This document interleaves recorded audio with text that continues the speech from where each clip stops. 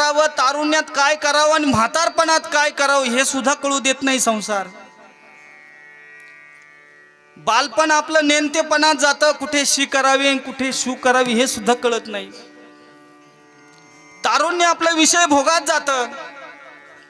तसंच स्वामी विवेकानंदांच्या म्हणण्यानुसार तारुण्य ही परमेश्वरानं दिलेली अनमोल देणगी आहे. या तारुण्यामध्येच आपल्याला स्वर्गाला जायचं की नरकाला जायचं हे ठरल्या जातं. तारुण्यामध्येच आपल्याला स्वतःचं अस्तित्व निर्माण करता येतं. तारुण्यामध्येच आपण स्वतःला सिद्ध करू शकतो. म्हातारा झाल्यावरती जमत नाही. जोपर्यंत आपल्या बुद्धीचं कौशल्य, बुद्धी वृद्धिंगत आहे तोपर्यंतच ह्या सगळ्या गोष्टी आपल्याला शक्य आहे. पण तारुण्याचा जर आपण विचार केला तर आपलं तारुण्य हे विषय भोगाच्या नदीमध्ये वाहत चाललेलं आहे.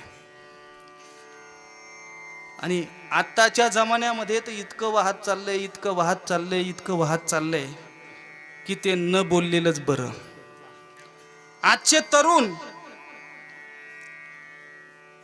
आमचे इंदुरीकर महाराज म्हणत असतात, आणावे लागतात धरून.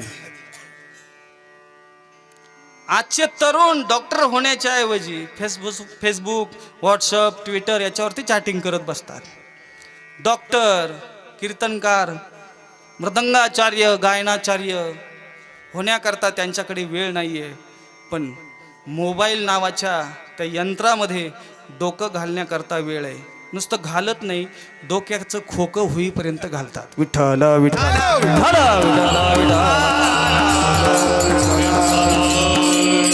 कित्येक लोकांचे संसार या मोबाईलनं बुडवले बरं का.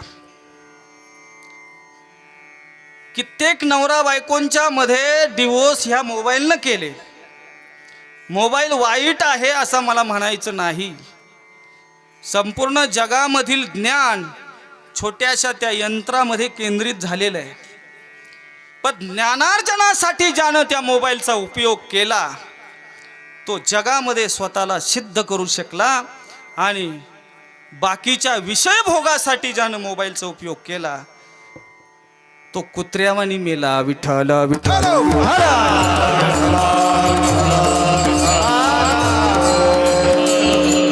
रात्री 11, 11:30 वाजता मी त्र्यंबकेश्वरहून आलो आणि पुन्हा पहाटे नाशिकला गेलो.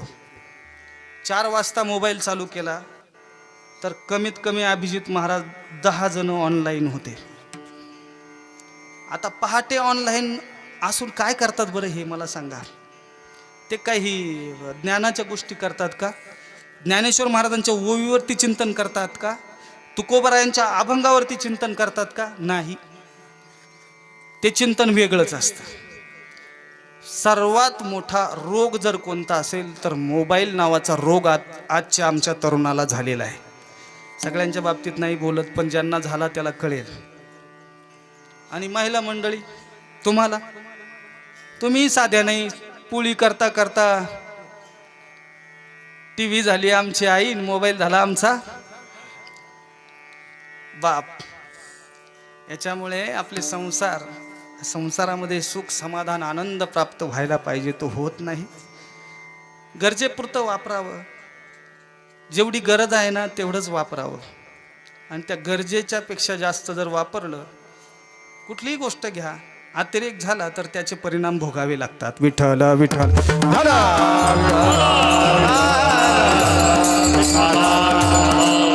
पण आमचं असंच गेलं म्हातारपण. साठी बुद्धी झाली नाठी, हाती घेऊन या काठी. साठी बुद्धी झाली नाठी, हाती घेऊन या काठी. वसा लागे पाठी, मग ती हसती कारली. वसा लागे पाठी, मग ती हसती कारली. सावध सावधान वाचा बोले. सावध सावधान वाचा भोलेनाथ.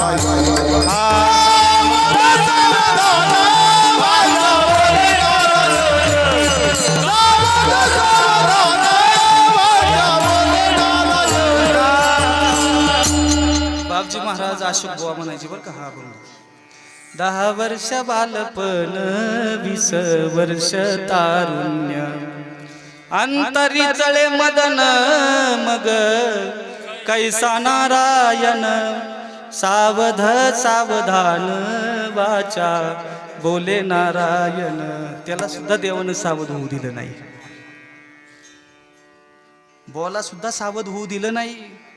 कधी म्हातारपण येईल कधी मृत्यू येईल सांगता येत नाही. हे संसारातलं दुःख मी तुम्हाला सांगितलं. कबीर महाराजांनी सांगितलं जो देखे सो दुखिया बाबा जो देखे सो दुखिया बाबा सुखिया कोई नहीं रे. राजा दुखिया प्रजा दुखिया दुखिया दिन रंग करे. राजालाही तेवढंच दुःख आहे प्रजेलाही तेवढंच दुःख आहे. कोणाकडेही पहा हे संसारातलं दुःख आहे. पण संतांच्या दृष्टीनं हे दुःख छोटं आहे बरं का. याच्यापेक्षा मोठी दुःख संतांना आपल्याला सांगायचे.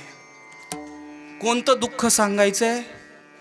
पहिलं दुःख शरीर वेदनात्मक दुःख.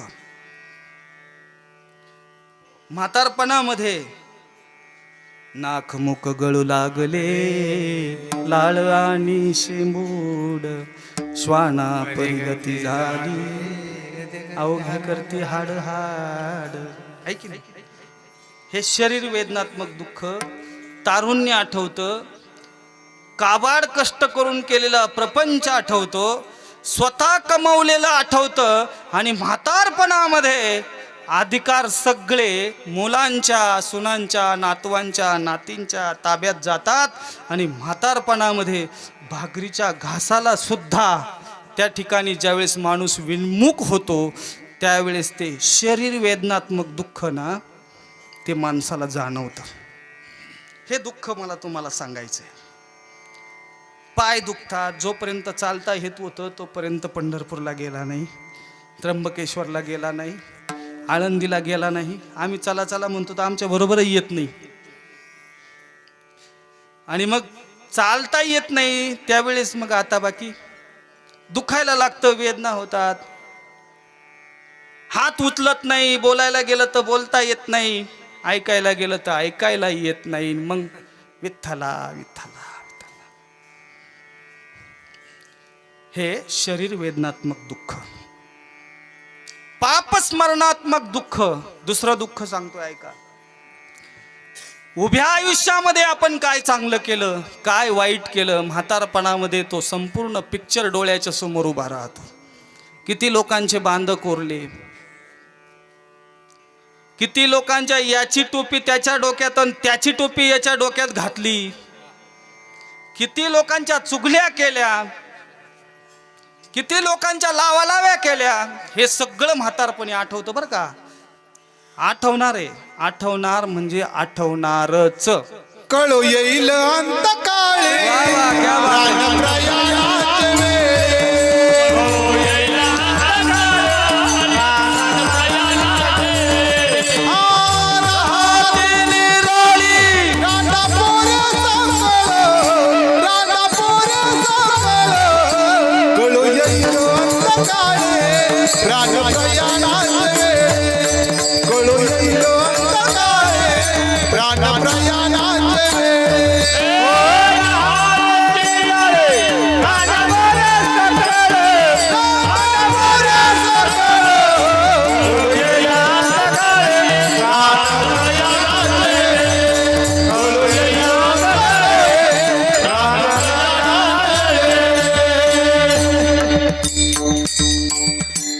वाजून गेले आपले याच्यातच. आता मला पुढे साताऱ्याला जायचं आहे आज कीर्तनाला. 12 वाजले बरं का. कळो येईल अंतकाळी प्राण प्रयाणाचे वेळी राहती निराळी रांडा पोरे सकळ. जेवढी जेवढी पाप पोरांच्या करता केलीत संसारा करता केलीत ती राहती निराळी. कधी म्हातारपणी बरं का. राहते निराळी. जिच्याबरोबर संपूर्ण आयुष्य घातलं ती काय म्हणते, बाईल म्हणे खरं मरता तरी बरं नाशी येले घर थुंकून या. मी इथून बोलतोय म्हणजे मी काही तुमच्यापेक्षा वेगळा नाही, मला पण तसेच उत्तर आहे दादा. हो, मी काय सुटणार आहे का त्याच्यातून? हं? सगळ्यांना तीच उत्तरं आहेत. अशी उत्तरं येऊ नये असं जर वाटत असेल तर देवाचा धावा केला पाहिजे बरं का. आता विषय लांबेल आपला, तिकडे काही जात नाही मी. पण पाप स्मरणात्मक दुःख, दुसरं सुहृद मोहात्मक दुःख, तिसरं सुहृद मोहात्मक दुःख. सुहृद म्हणजे आपतेष्ट नातेवाईक. मी मेल्यावर माझ्या चिंगीचं कसं होईल, माझ्या रंगीचं कसं होईल, तू मर त्यांचं चांगलं होईल. अरे रामकृष्णादि अवतार झाले, ते निज धामाला गेले म्हणून काही जग ओस पडले? हा, ही जगाची राहटी सुरू आहे. कोणा वाचूनच काही इथे थांबत नाही. माझ्यामुळे हे सगळं चाललं, माझ्यामुळे असं झालं, हे फक्त छाती बडवणे ना, हा फक्त अहंकार आहे, बाकी काही नाही. कोणाच्याच मुळे काही होत नाही, हे सगळं विधी लिखित असतं, लक्षात ठेवा. सुहृद मोहात्मक दुःख, आपतेष्टांच्या करता जे दुःख आपण करतो, मी मेल्यावरती काय होईल असं जे आपण म्हणतो ना, हे म्हणत असताना आपण थोडासा विचार केला पाहिजे. काही उदाहरणं पुराणातली डोळ्यासमोर आणली पाहिजे. द्रौपदीचं वस्त्रहरण होत असताना तिला वाटलंच होतं ना, हे माझे पती आहेत. कोण? धर्मराजा, अर्जुन, नकुल, सहदेव, भीम, हे माझे पती. तिला वाटलंच होतं ना, आपले पती आहेत म्हणूनच तिनं त्यांच्याकडे पाहिलं होतं ना. हं? द्रोणाचार्य, कृपाचार्य, भीष्माचार्य सगळ्यांकडे तिनं पाहिलं होतं ना. सगळ्यांनी माना खाली घातल्या. ज्यांच्याकरता दुःख करतो, मेल्यावर कसं होईल, मेल्यावर कसं होईल, त्यांनी तर माना खाली घातल्या. हा, त्यांनी माना खाली घातल्या. लक्षात आलं, अरे हे तर सगळे लबाड आहेत, एकही आपल्या कामाला येत नाही, मग आता कामाला कोण येईल? तुम बिन मोरी कोण खबरले, गोवर्धन गिरधारी रे, गोवर्धन गिरधारी रे, गोवर्धन गिरधारी रे,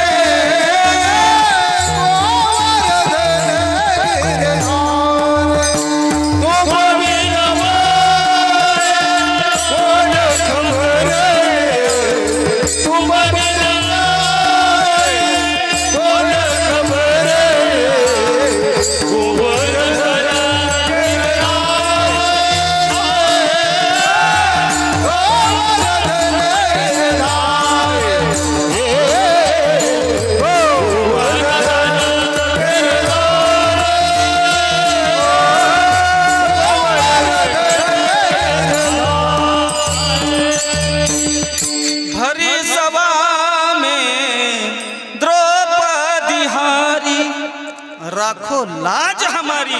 शेवटी देवालाच हाक मारावा लागली. म्हणून तुका म्हणे, घालू तयावरी भार, वाहू हा संसार देवा पायी.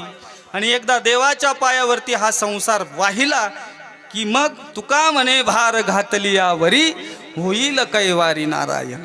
तो आपाप कैवारी होईल. तुम्हाला काही करण्याची गरज नाही, पण हा सगळा भार त्याच्यावरती घातला तर. आणि जर तुम्ही भार नाही घातला तर मग मात्र पाप स्मरणात्मक, सुहृद मोहात्मक आणि भावी चिंतात्मक, मी मेल्यावर कसं होईल, कुत्र्याच्या जन्माला जाईल का डुकराच्या जन्माला जाईल की गाढवाच्या जन्माला जाईल. जोपर्यंत माणूस होता तोपर्यंत विचार केला नाही. आता भावी चिंतात्मक दुःखाचा विचार करून काय होणार आहे? काय होणार आहे? काहीच होत नाही. आता हे झाले मृत्यू काळचे दुःख बरं का. पण शेवटचं दुःख, ज्या दुःखाच्या संबंधानं संतांनी आपल्याला सावध केलं, एक दिवस मरायचंय. मृत्यू हे सर्वात शेवटचं दुःख. आगा मरू बोलून सहाती आणि मेलियावरी रडती, आसती जात गईसपणे. मर एखाद्याला म्हटलं तरी सहन होत नाही, तेव्हा मृत्यू फार लांब आहे. मृत्यू मी मरणार असं जर कळालं तर इतका घाबरतो, इतकं दुःख होतं. विचार करून हे दुःख जातं का मला सांगा? अरे जो जन्माला येतो त्याला मरावं लागतं, आणि ज्याला मरावं लागतं त्याला जन्माला यावं लागतं. जातस्य हि ध्रुवं जन्म मृतस्य च तस्मात् परिहर्यते नत्वं शोचितु मरसी उपजेते नासे नासिले ते पुनरपि दिसे. हे घटिका यंत्र जैसे परिभ्रमेगा. या जगाची रहाटी आहे, या जगाची प्रकृती, आणि या प्रकृतीचा स्थायी भाव जर काय असेल तर मृत्यू आहे, लक्षात ठेवा. म्हणून इथे जो जन्माला येतो त्याला मरावं लागतं. आजा मेला पंजा मेला वापस गेला.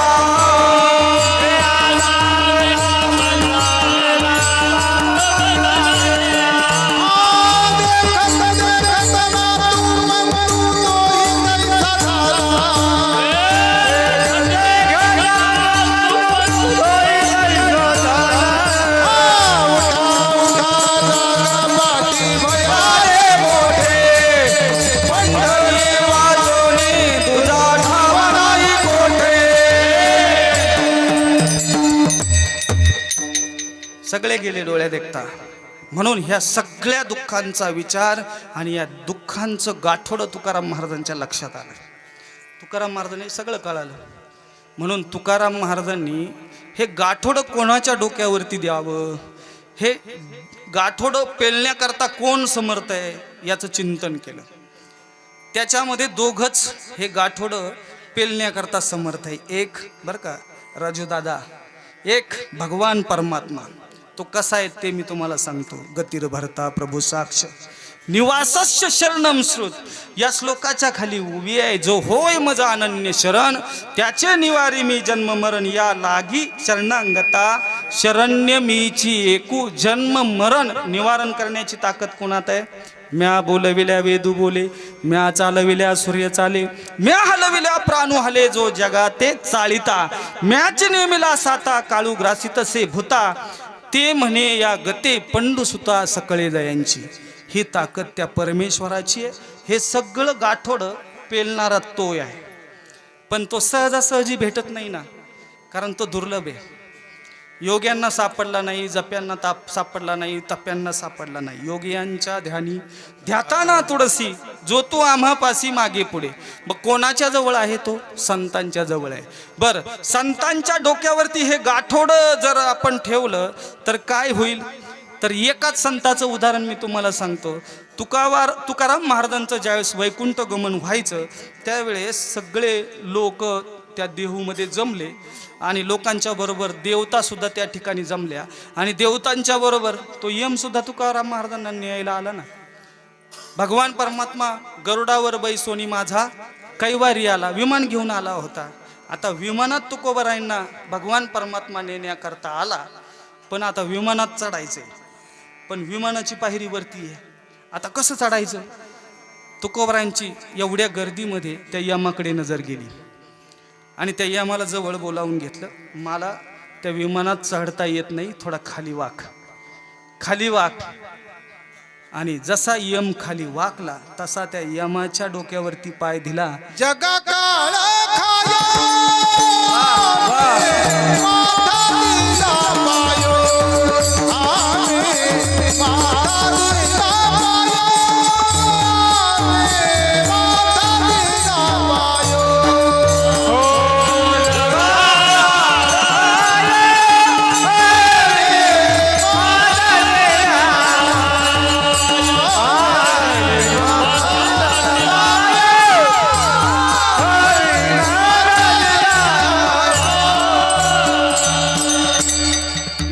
डोक्यावरती पाय दिला आणि विमानात बसले, आणि तुकोबराय सदेह वैकुंठाला निघून गेले. म्हणजे यमाच्या डोक्यावरती पाय देण्याची ताकद ज्यांच्यामध्ये आहे. काळ गुलाम सलाम करी तुकया घरी राबत असे. संतांमध्ये काळावरती विजय मिळवण्याची काय आहे? सामर्थ्य आहे, त्यांचा तो महिमा आहे. म्हणून संत हे ओझं आपलं पेलावू शकतात. हे तुकोबरायांच्या लक्षात आलं. तुमच्या आमच्या सगळ्यांचं ओझं तुकोबरायांनी संतांच्या डोक्यावरती दिलं. अभंगाचं शेवटचं लेकुराचे तुका मने माझे तुका मने चाल म्हणा. तू का म्हणे माझे तू का म्हणे माझे तू का म्हणे माझे तू का म्हणे माझे का म्हणे माझे तू का म्हणे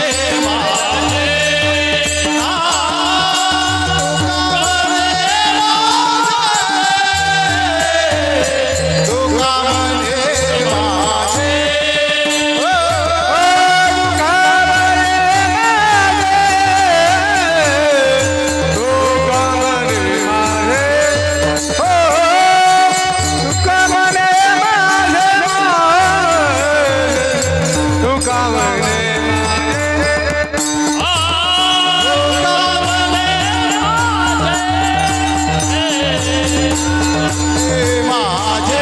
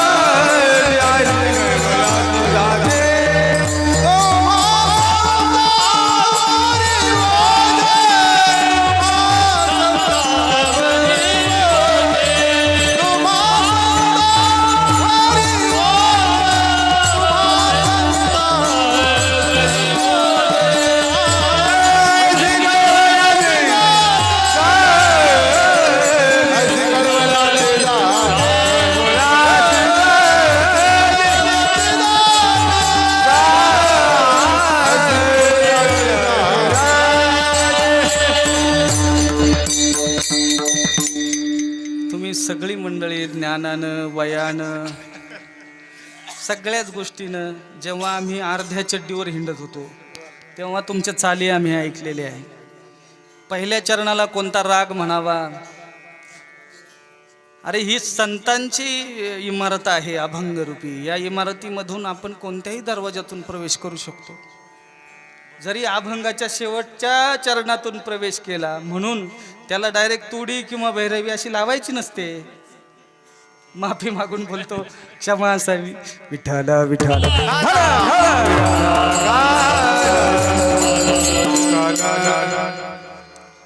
तुका म्हणे माझे तुम्हा संतावरी ओझे. संतांची कॅपॅसिटी तुकाराम महाराजांच्या लक्षात आली. हे ओझ तुकाराम महाराज पेलावू शकतात. आपली वेळ झालेली आहे, संक्षेपानं बोलतो. लक्षात आलं आणि हे ओझ तुकाराम महाराजांनी कोणाच्या डोक्यावरती दिलं? संतांच्या डोक्यावरती दिलं. बरं, संतांच्या डोक्यावरती ओझ देत असताना ज्यांच्या डोक्यावरती ओझ द्यायचंय त्यांचा ना आपला काहीतरी संबंध पाहिजे ना. आपलं एखादा बोज आहे, एखादं ओझ एखाद्याच्या खांद्यावरती डोक्यावरती देत असताना आता हे शामुदाजी पुढं बसले, त्यांना मी म्हटलं ना एवढं ओझ माझं घ्या, ते घेतील, कारण संबंध आहे ना. तसं संतांचा आणि ओझ घेण्याचा संतांचा ना आपला संबंध काय? तो संबंध तुकाराम महाराजांनी अभंगाच्या पहिल्या चरणात सांगितलं. लेकुराचे हित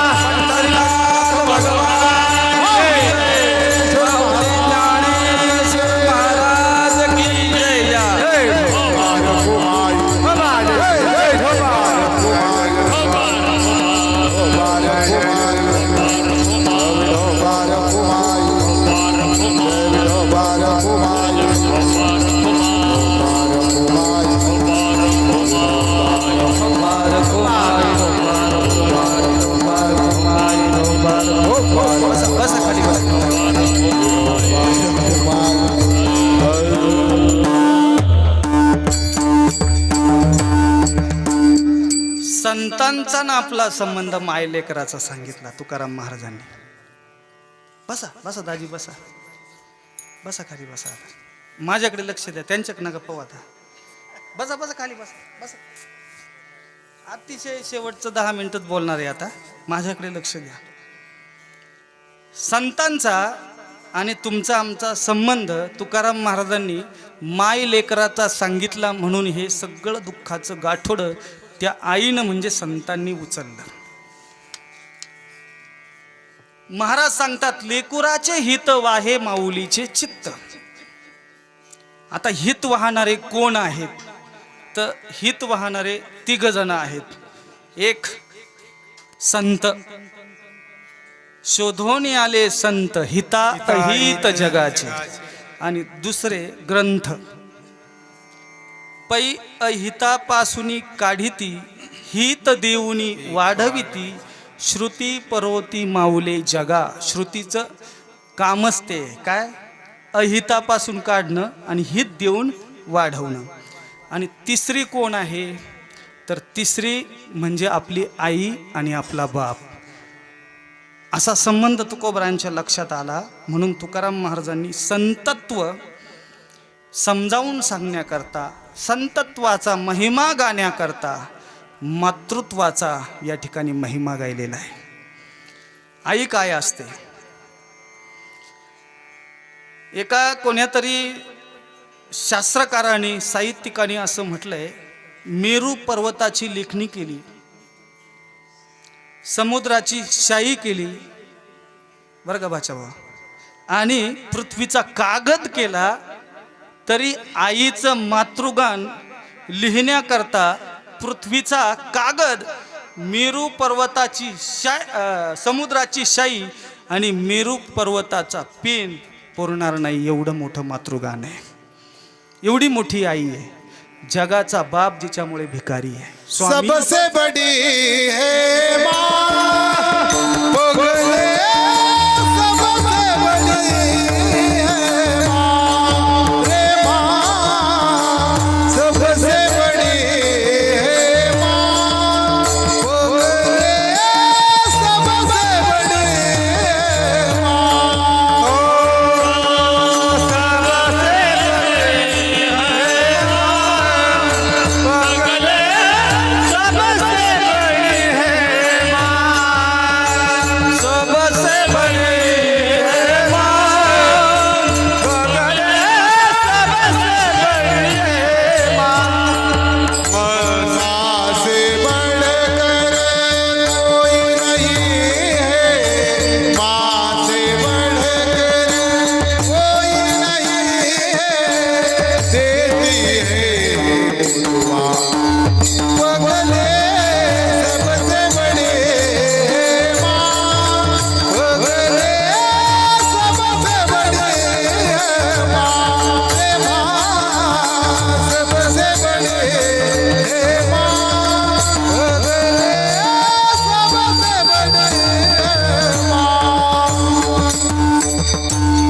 सबसे बडी है माँ. ज्याच्या जीवनात आई नाहीये ना, त्याला आई किती मोठी असते ते कळतं. लक्षात ठेवा, ज्याच्या जीवनातून आई नावाची जात गेली ना, त्याला आईचं मोठेपण कळतं. लक्षात ठेवा, आई तुम्हाला आम्हाला काय देते असं जर विचारलं तर आई या मृत्यू लोकामध्ये सर्वात पहिलं पाऊल ठेवण्यासाठी जागा देते. कुठे देते? तिच्या उदरात देते. नुसती जागाच देते का पाय ठेवण्यासाठी? नाही. आई आपल्याला रक्त देते. वैज्ञानिक दृष्ट्या जर या मुद्द्याचं आपण चिंतन केलं तर आईचा रक्तगट एक असतो आणि मुलाचा रक्तगट एक असतो, तरी तिच्या त्या उदरामध्ये 9 महिने 9 दिवस ते पोरग लहानचं मोठं होतं. मग वेगवेगळ्या रक्तगटाचं रक्त आपण जर पेशंटला भरलं तर कदाचित तो पेशंट दगावण्याची शक्यता असते. मग इथे रक्तगट भिन्न असताना त्या पोराला कसं काही होत नाही? त्याला कारण फक्त मातृत्व, आईचं प्रेम. विठ्ठल विठ्ठल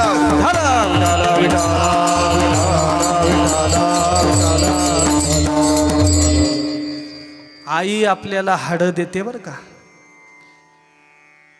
आई आपल्याला हाडं देते म्हणजेच कॅल्शियम देते. तिचे दूध जे असतं ना ते कॅल्शियम युक्त असतं, लक्षात ठेवा. ते बाटल्यांचे दूध वगैरे जे पाजतात ना त्याच्यात काही कॅल्शियम वगैरे नसतं बरं का. जी आई आपल्या मुलाला स्वतःच्या अंगावरती पाजते ती खऱ्या अर्थानं कॅल्शियम देते, हाडं देते. सगळं संपेल तुमचं, पण हाडं संपत नाही. सगळं संपेल, हाडं संपत नाही. तुम्ही अंत्यविधीला जाता, सगळं जळून जातं. माणसाचं केस जळून जातात, नखं जळून जातात, त्वचा जळून जाते, सगळं जळून जातं.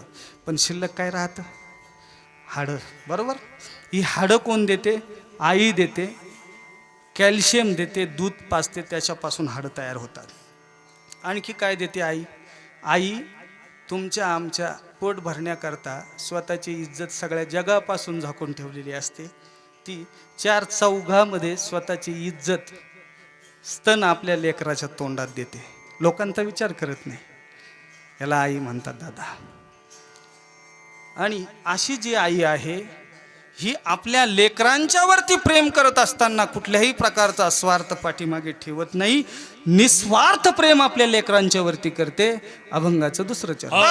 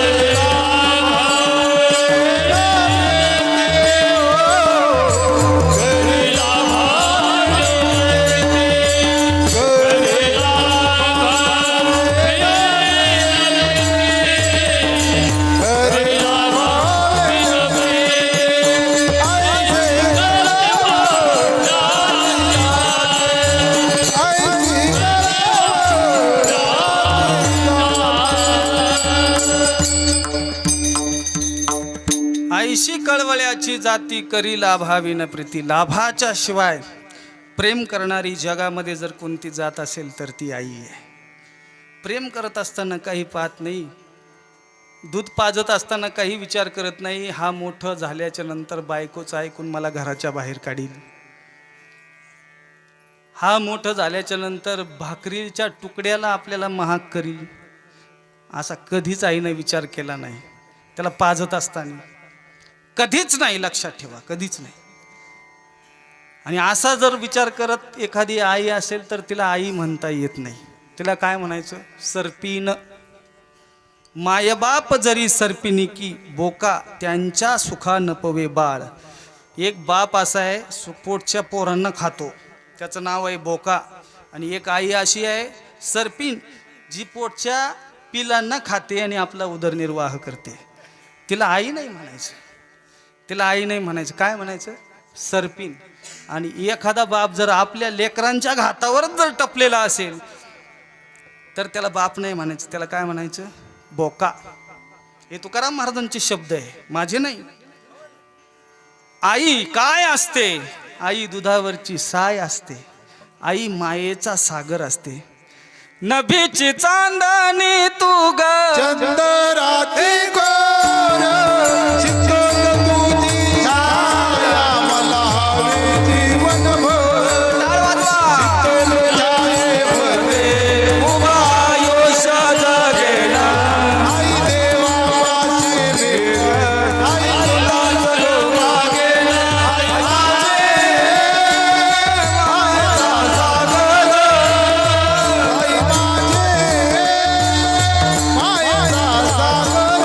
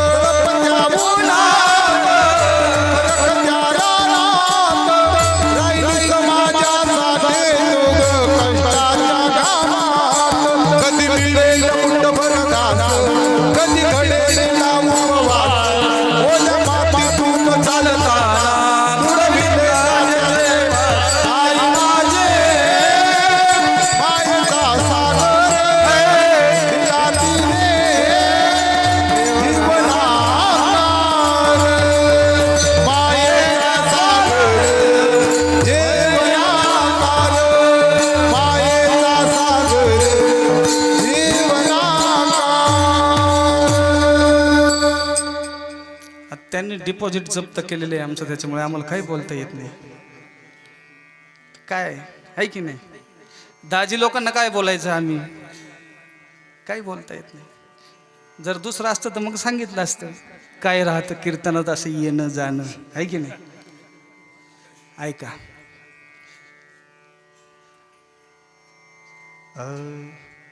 आई तुझ्या मूर्तिवाणी या जगात मूर्ती नाही, अनमोल जन्म दिला गाय तुझे उपकार फिटणार नाही.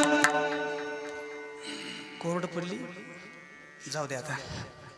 आई आईच असते. हा, जगाचा बाप विटेवरती उभा राहिला फक्त आई बापाच्या सेवेमुळं. पंढरपूरला जो आला फक्त आई बापाच्या सेवेमुळं.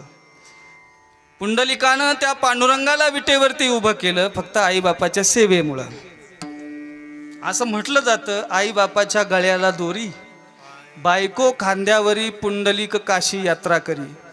ज्यांनी गाणं लिहिलंय त्याला अर्ध्या गाण्यासाठी मी धन्यवाद देतो बरं का.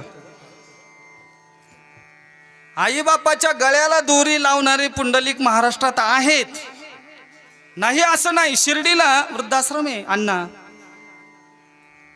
ते पुंडलिकांनीच ज्याचे त्याचे आईबाप तिथं आणून घातलेले, दुसऱ्यांनी नाही.